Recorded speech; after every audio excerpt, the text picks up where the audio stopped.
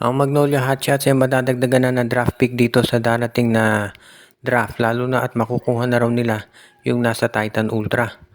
Ang report na lumabas ngayon ay ito raw Magnolia ay ready i-trade si Paul Lee sa Titan Ultra kapalit ng first round draft pick nila na inaasahan na babagsak sa number 3. Mukhang itong Magnolia, ito sa plano nila na gumawa ng malaking hakbang para madagdagan yung mga bago nilang players at itong ang pag-acquire dito sa darating na draft, do sa pick ng Titan Ultra ang senyales dyan. Mukhang ang gusto raw makuha nitong Magnolia dito sa draft ay itong si Jacob Cortez.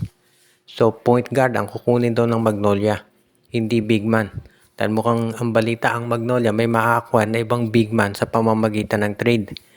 So kung sakasakali daw na si Michael Phillips ang maging number 1 pick pagkatapos maging number 2 si DJ Fenner, ito raw si Jacob Cortez ang kukunin ng Magnolia bilang number 3 pick at magiging point guard. Alam naman natin na malakas na yung front court nitong Hotshots. Nandyan na itong si Xavier Lucero, si Ian Sanggalang, and of course itong rookie nila na si Yuki Andrada na hindi pa nga nabibigyan ng masyadong maraming minuto. Kaya sa tingin ko, yung tama lang yung pagkuha nila dito kay Jacob Cortez bilang point guard. Kung sa bagay, alam naman natin na magiging magandang kalalabasan nito para dito sa Magnolia, lalo na at sila naman ay yung team na ready na talaga na magdagdag ng mga talent.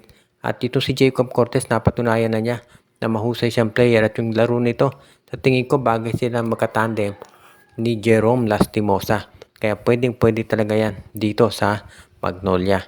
Ngayon, ito naman kapalit na si Paul Lee. Understandable yan dahil siyempre veterano na to. Hindi naman siya talaga masyadong nagagamit ngayon sa Magnolia. Kaya talagang inaasahan na ng lahat na ito iti-trade na nitong Hotshots. Ang Rain or Shine Elasto Painters ngayon at itong Phoenix Fuel Masters ay nagkakaroon ng ugnayan dahil mukhang ito raw Phoenix ay interesado na ma-acquire si Leonard Santillan mula dito sa kuponan ni Coach Yeng Giao. Si Leonard Santillan ay hindi na masyadong nagiging starter dito kay Coach Yeng dahil ang ginagamit ni Coach Yeng ngayon madalas ay itong si Kaylan Tiongson. So itong si Leonard Santillan daw gustong makuha ng Phoenix Fuel Masters.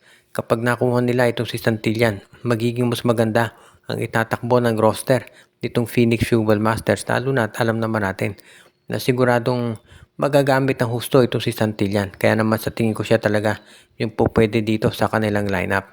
Kung sa bagay, alam naman natin na ito si Leonard Santillan talaga ay isa doon sa mga mahuhusay na players na nababagay dito sa Phoenix.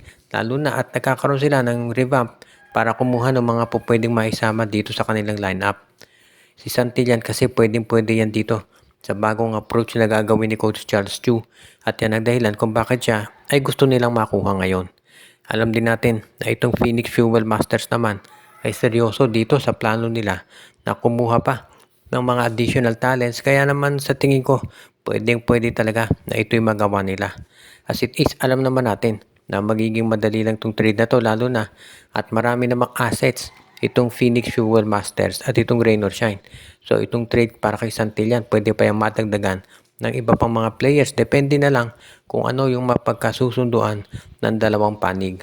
Kaya sa tingin ko, isa na to dito sa pinakamagandang po pwedeng gawin nitong si Coach Charles Chu para ipakita na talagang seryoso sila pagdating dito sa pagdagdag ng mga tinatawag ng mga major talents para dito sa kanilang lineup na rin para naman maging mas ready sila makapasok sa playoffs sa darating na Governor's Cup.